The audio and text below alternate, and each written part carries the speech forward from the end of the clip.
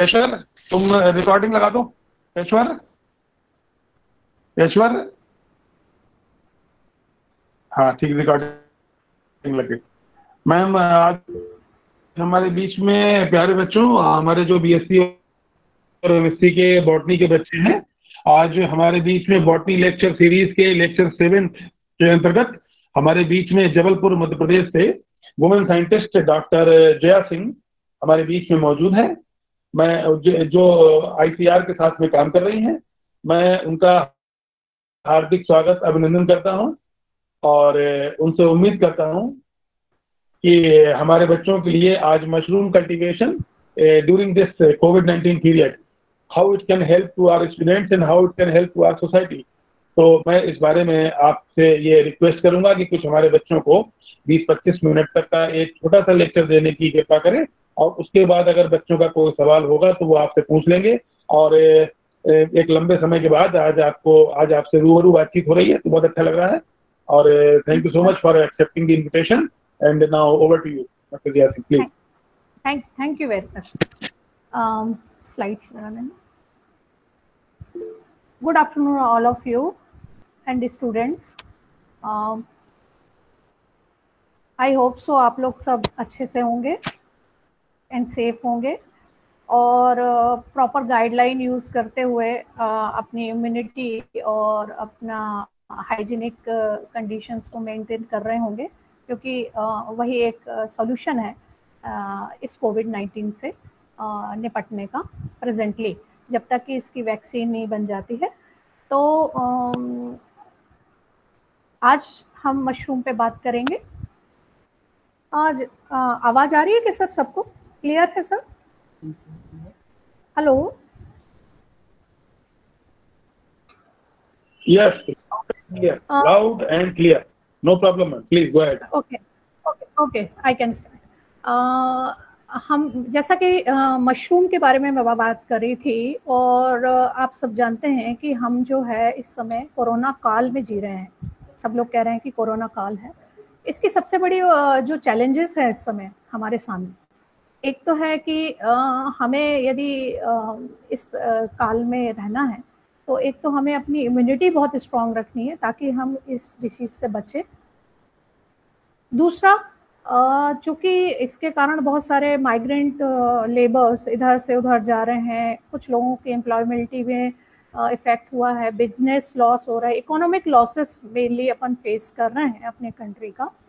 तो main responsibility ये हो रही है कि हम किस तरह से ये जो प्रॉब्लम है एम्प्लॉयमेंट की, उसको कैसे दूर करें। तो उससे वो एक दूसरा प्रॉब्लम है। तीसरा ये है कि चूँकि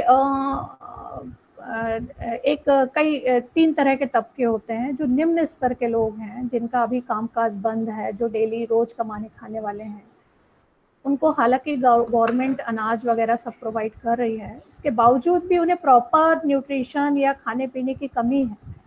माल न्यूट्रिशन की प्रॉब्लम हमारे देश में आने वाली, वैसे ही हमारे देश में माल न्यूट्रिशन की प्रॉब्लम थी। तो इस तरह से माल न्यूट्रिशन, इम्यूनिटी बूस्टर और सेल्फ एम्प्लॉयमेंट, ये 3 प्रॉब्लम, जो 3 सॉल्यूशन के जो प्रॉब्लम्स हैं, इनको हम किस तरह से दूर कर सकते हैं थ्रू मशरूम, इस पे हम बात करेंगे।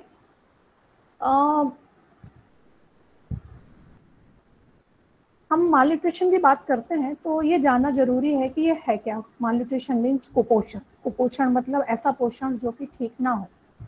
तो ये सबसे पहले तो हम ये जाने कि पोषण क्या है। हम कुछ भी खा लेते हैं, खाना खा लिया, वो पोषण नहीं है। डेफिनेशन ये है कि जब भी हम कुछ खाना खाते हैं और उस खाना वो जब हमारे शरीर के अंदर जाता है और फिर प्रोसेसिंग के द्वारा जो हमारी बॉडी उस जो प्रोसेसिंग के बाद जो जूसेस या जो बॉडी हमारी एब्जॉर्ब करती है, दैट इज कॉल्ड न्यूट्रिशन। तो मतलब हम बहुत सारा कुछ खा लें और उसमें न्यूट्रिशनल क्वालिटी कम हो, तो उसको हम ये नहीं कह सकते कि वो एक संतुलित आहार है ना। तो कुछ भी खाना एक अलग मैटर है और वो फूड कहलाता है। लेकिन जब हम खाना खाते हैं और उसके बाद हमारी बॉडी प्रोसेसिंग के बाद उसको यूटिलाइज करती है, दैट इज कॉल्ड न्यूट्रिशन। ये न्यूट्रिशन जो होता है ये दो टाइप के होते हैं, एक मैक्रो न्यूट्रिएंट्स और दूसरे माइक्रो न्यूट्रिएंट्स। मैक्रो में जो बहुत इसेंशियल है, हमारी बॉडी के लिए जरूरी है और हमारी बॉडी को काम करने के लिए आवश्यक है, अति आवश्यक है, वो protein, carbohydrate, fat, water etcetera हैं। और जो माइक्रो न्यूट्रिएंट्स हैं, विटामिन, मिनरल्स इत्यादि हैं, ये दोनों की जब प्रॉपर संतुलित मात्रा में जब हम इसको एब्जॉर्ब कर, जब हम खाते हैं, जब ये दोनों संतुलित मात्रा में हमारे फूड आइटम में प्रेजेंट रहते हैं, तो वो कहलाता है संतुलित आहार। और जब इस संतुलित आहार की लंबे समय तक कमी हमारे शरीर में जाती रहती है, तो वो कन्वर्ट हो जाता है कुपोषण, माल न्यूट्रिशन। ये जो न्यूट्रिशन है, जो मैक्रो माइक्रो न्यूट्रिशन है, ये हमारी बॉडी में जाने के बाद प्रोटीन और प्रोटीन में कन्वर्ट होता है, प्रोटीन से हमें एनर्जी मिलती है और उस एनर्जी से हम काम करते हैं। ये जो इसकी आवश्यकता है, ये अलग अलग फिजियोलॉजिकल स्टेटस के ऊपर डिपेंड करती है। जैसे कि जो बच्चा होता है उसको हाई प्रोटीन की आवश्यकता पड़ती है, क्योंकि उसमें सेल मल्टीप्लिकेशन बहुत फास्ट होता है। यही जो रेशियो है, यदि एक एडल्ट व्यक्ति खा लेता है तो उसके लिए वो प्रॉब्लम करता है, क्योंकि उसको उतनी कैलोरीज की, उतनी प्रोटीन की आवश्यकता नहीं पड़ती। इसी तरह से लेबर वर्क करने वाले लोगों के लिए प्रोटीन की आवश्यकता अलग टाइप की होती है, जो स्टेबल सीट वर्क करते हैं उनके लिए अलग होती है, प्रेग्नेंट वुमेन के लिए अलग होती है। तो ये जो हम स्लाइड में देख रहे हैं, इसमें अलग अलग एज ग्रुप और अलग अलग फिजियोलॉजिकल स्टेटस के बेस पे प्रोटीन की आवश्यकता को बताया गया है, जिससे जो कि एनर्जी प्रोड्यूस करती है। अब देखते हैं कि कुपोषण की बात हम कर रहे हैं, तो कुपोषण है क्या? कुपोषण एक मतलब संतुलित आहार जब हम लंबे समय तक नहीं लेते हैं, तो वो कुपोषण का रूप धारण कर लेता है। कुपोषण एक तरह से, कुपोषण में रोग प्रतिरोधक क्षमता हमारी कम हो जाती है, जिसके कारण क्या होता है कि उससे एसोसिएटेड इन्फेक्शियस डिसीजेस हमारे शरीर में लग जाती हैं, जैसे कि एनीमिक हो जाते हैं, घींगा, सूखा रोग वगैरह हो जाता है। बच्चों में क्या होता है कि उनकी जो ग्रोथ जिस हिसाब से होनी चाहिए वैसी ना होके हेड बड़ा होता है और जो बॉडी स्ट्रक्चर है वो छोटा रह जाता है। मतलब कुल मिला के उनकी प्रॉपर ग्रोथ, जो एक पैरामीटर होता है ना ग्रोथ का, कि 5 साल में बच्चा इतना बड़ा होगा, उसकी मेंटल स्थिति ऐसी होगी, और 10 साल में तब वो डगमगा जाता है। तो इस तरह से एक फिजियोलॉजिकल, एक पैथोलॉजिकल कंडीशन है, जो कि प्रोटीन और एनर्जी की डेफिशिएंसी से होता है, जो माल न्यूट्रिशन होती है, और फिर इसके कारण जो एसोसिएटेड इन्फेक्शंस है वो हो जाते हैं, that is called mall nutrition. ये कुछ लक्षण है, और जैसा कि मैंने बताया कि एक स्टैंडर्ड होता है जो ग्रोथ का, वो देख रहे हैं आप, कर्व नीचे आ जाता है। कुछ डिसीजेस है जो हमारे मध्य प्रदेश में बहुत कॉमनली मिलती है, ये अभी की नहीं, अभी तो ये सीवियरिटी में, जैसे फोरकास्टिंग है कि सीवियरिटी में एक कुपोषण बढ़ने वाला है, क्योंकि अभी खाद्य पदार्थ, अनाज पानी की कमी है, बहुत सारी चीज़ें हैं, इकोनॉमिक लॉसेस हैं, और जिसके कारण सीधा सीधा पोषण पे इफेक्ट पड़ता है। एम्प्लॉयमेंट नहीं है, जिनका था वो चला गया, तो खान पान में असर पड़ता है, और उसके कारण ऐसा WHO का फोरकास्टिंग है कि आने वाले समय में कुपोषण जैसी समस्याएं बहुत ज़्यादा बढ़ेंगी। वैसे भी हमारे मध्य प्रदेश जो है उसमें सीवियरिटी में कुपोषण देखा गया है, ये हमारे प्रधानमंत्री जी हैं, उनका स्टेटमेंट है, और इस पे काम भी चल रहा है, बहुत प्रयास भी किए जा रहे हैं, पर पता नहीं क्यों ये जो कुपोषण की समस्या है, ये जो माल न्यूट्रिशन की समस्या है, इसको हल नहीं किया जा पा रहा है।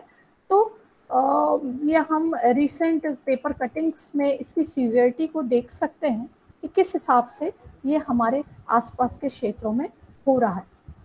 कारण नहीं पता है, क्योंकि हमारा तो पूरा के पूरा सिस्टम ही एग्रीकल्चर बेस्ड है, और बट लैक ऑफ अवेयरनेस, हम प्रॉपर फूड, जिसको कि कहते हैं संतुलित आहार, नहीं ले पा रहे हैं, या किसी भी कमी को किस चीज के सप्लीमेंट से दूर किया जा सकता है, ये इसकी हमको अभाव है, जिसके कारण इस तरह की प्रॉब्लम्स हमारे समाज में बहुत सीवियरिटी से मिल रहा है, खासकर बच्चों में।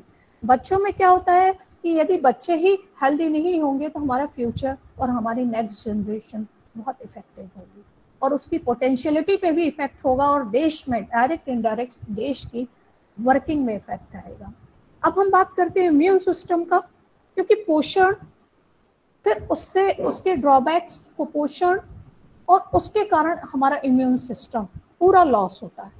इम्यून सिस्टम वही है कि हमें रोग प्रतिरोधक क्षमता कम हो जाती है, हम बहुत वीक हो जाते हैं, जिसके कारण हमें जो बाहर से जो फॉरेन एलिमेंट्स हैं उनके अगेंस्ट लड़ने की क्षमता नहीं होती। जैसे कि इस समय कोरोना काल में सिर्फ और सिर्फ फोकस किया जाता है कि आप अपनी इम्यूनिटी को डेवलप करिए, कुछ ऐसा खाइए, कुछ ऐसा करिए कि आपकी इम्यूनिटी स्ट्रांग रहे। उससे क्या होगा कि यदि आप इन केस, भगवान ना करे किसी को हो, यदि इन केस पॉजिटिव हो भी जाते हैं तो बहुत क्विकली उससे आप ओवरकम कर सकते हैं, मतलब आप उससे निकल आएंगे।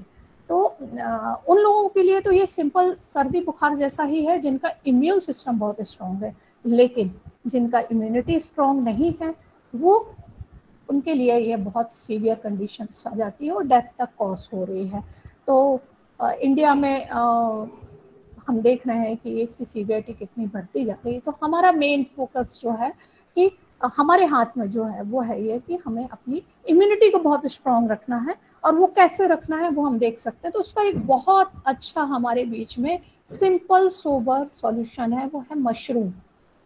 मशरूम को खाने से, यदि हम उसको अपनाते हैं, उसको खाते हैं, तो एक तो हम उसमें हमको सारा न्यूट्रिशन मिल जाता है जो हम कमी हमारे नेचुरल डाइट्स में होती है। और उसके कारण जब हम आगे पढ़ेंगे मशरूम के बारे में तो हमको ये समझ में आएगा कि मशरूम में ऐसे ऐसे तत्व हैं जिससे जो हमारी इम्यूनिटी को बहुत स्ट्रॉन्ग कर देता है। और कंपैरेटिवली ऑल मशरूम को हमने सिलेक्ट इसलिए किया है कि इसको हम अभी, ये बहुत प्रचलित भी नहीं है अभी, ये हमारी नेचुरल डाइट्स में भी, रूटीन डाइट्स में भी अभी इंक्लूडेड हमने नहीं किया है। और दूसरा, यदि हम इसको कल्टीवेट करते हैं तो एक तरह से अर्निंग का एक सोर्स भी बन जाता है। इसमें किसी भी तरह का बहुत ज़्यादा सोफिस्टिकेटेड हाई इन्वेस्टमेंट की आवश्यकता नहीं पड़ती है। तो हम आगे अब मशरूम के बारे में देखते हैं। इस तरह से हमारा क्वेश्चन ये भी उठता है कि हम तो बहुत कुछ खाते हैं, फ्रूट्स खाते हैं, वेजिटेबल्स खाते हैं, और खाना खाते हैं, अनाज खाते हैं, क्या ये सफिशिएंट नहीं है? पर आज के युग में जिस हिसाब से हम जी रहे हैं, जिस हिसाब से हमें इस तरह की डिजीजेस हमारे सराउंडिंग्स में घूम रही हैं, इसमें हमें कुछ एक्स्ट्रा ऑर्डिनरी फूड आइटम्स को इंक्लूड करना होगा, और उससे ही हमारी जो इम्यूनिटी है वो स्ट्रॉन्ग होगी, और दूसरा हम फाइनेंशियली स्ट्रॉन्ग होंगे, और हम समाज में एक नया मुकाम हासिल कर पाएंगे। इस तरह के चैलेंजेस हैं, और ये पूरे वर्ल्ड वाइड चैलेंजेस है। जो एक न्यूट्रिशनल फूड सप्लाई एक चैलेंज है हमारे रूप में, हमारे देश में, और खासकर इंडिया में, और स्पेशली मध्य प्रदेश में। तो इसका तो एक बहुत अच्छा सॉल्यूशन है मशरूम, ना केवल न्यूट्रिशनल बट मेडिसिनल भी। इसके बारे में हम आगे पढ़ेंगे। ये मशरूम का दिखाया हुआ है, जो कि सिंपली आप इंडोर क्रॉपिंग है, किसी तरह की कोई लैंड इन्वेस्टमेंट की जरूरत नहीं है। एक छोटे से कमरे में, एक छोटी सी जगह में आप इनिशियली स्टार्ट कर सकते हैं, और इस तरह से आप इस चीज़ को खाने के रूप में और सोसाइटी में एक नया चीज़ ला सकते हैं। अब हम पढ़ते हैं कि मशरूम है क्या। अभी तो हमें मशरूम की रिक्वायरमेंट्स के बारे में पता चला, मशरूम की इम्पोर्टेंस के बारे में पता चला, और उसको हमने अपने फूड आइटम से जोड़ा है कि हम जो खाते हैं उसमें ऐसी क्या कमी है जिसके कारण हमने मशरूम को इंक्लूड करना पड़ा। तो सबसे पहली बात तो ये है कि मशरूम जो होता है, ये एक स्मॉल प्लांट और माइकोटा ग्रुप में आता है, और ये अक्लोरोफिलस प्लांट ग्रुप में आता है, जिसमें कि क्लोरोफिल नहीं होता। जनरली हम देखते हैं कि जो प्लांट्स होते हैं वो ग्रीन होते हैं, क्लोरोफिल पिगमेंट्स होता है, जिसके कारण वो फोटोसिंथेसिस करते हैं और वो अपना फूड आइटम्स बनाते हैं। बट मशरूम जो है अक्लोरोफिलस प्लांट है। प्लांट को मैं फोकस कर रही हूँ क्योंकि लोग इसको नॉन वेजिटेरियन से जो है वो रिजेंबल करते हैं। कुछ लोगों के ना खाने का कारण भी ये होता है कि वो इसको एक खाने का पदार्थ नहीं मानते या खाने लायक चीज नहीं मानते। तो मैं आपको बता दूं कि ये एक माइक्रो फूड है।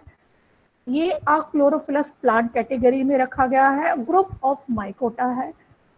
माइक्रो फूड जैसे कि अपन दही खाते हैं, दही क्या है?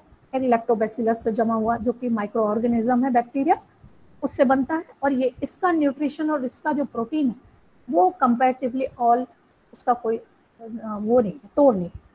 तो जो माइक्रो फूड होते हैं उनकी एक अपनी स्पेशल कैरेक्टर होता है, और उनमें एक स्पेशल बायो कंपाउंड्स होते हैं जो कि बहुत ही ज़्यादा स्मॉल अमाउंट में भी इफेक्टिव होते हैं ह्यूमन बॉडी के लिए, एक्सेप्टेंस है उसका। तो सबसे पहले फर्स्ट बात क्लियर होती है कि ये जो है ये अक्लोरोफिलस स्मॉल प्लांट है, ठीक है। ग्रुप माइकोटा मतलब फंजाई ग्रुप में आता है। जब तक ये माइसिलियल फॉर्म में बड़ा रहता है तब तक तो ये फंजाई कहलाता है, लेकिन जैसे इसकी फ्रूटिंग बॉडी आती है और विजिबल होता है उस समय हम इसको मशरूम कहते हैं, और कॉमनली इसको मशरूम कहा जाता है। इसकी अराउंड 2000 स्पीशीज जो है ऑल ओवर वर्ल्ड में पुराने जमाने से सोसाइटीज और ये जो प्रिमिटिव ट्राइब्स है ये यूज करते हैं। ये इसका इतिहास बहुत पुराना है, और उनमें से लेकिन हम पूरी 2000 स्पीशीज को कल्टीवेट नहीं कर सकते। उनमें से कुछ ही ऐसे मशरूम्स हैं जिनको हम कल्टीवेशन का तरीका साइंटिस्ट ने बनाया, और उनके सुपरविजन में उनके दिए हुए प्रोटोकॉल के हिसाब से हम जो है उसको आर्टिफिशियली कल्टीवेट करते हैं। वैसे नेचुरली तो ये फॉरेस्ट एरियाज में उगने वाली नेचुरल चीज़ें हैं, लेकिन उनमें से कुछ स्पीशीज को हमने अपने आर्टिफिशियली कल्टीवेट करने का तरीका सीख लिया है। उनमें से जो है जो इंडिया में मेनली हम उसको कॉमनली बहुत पॉपुलर है वो है oyster, button mushroom, paddy straw mushroom, जो कि बहुत मतलब अच्छे से खाया जाता है। जैसा कि मैंने बताया कि बहुत इसका इतिहास जो है वो बहुत पुराना है।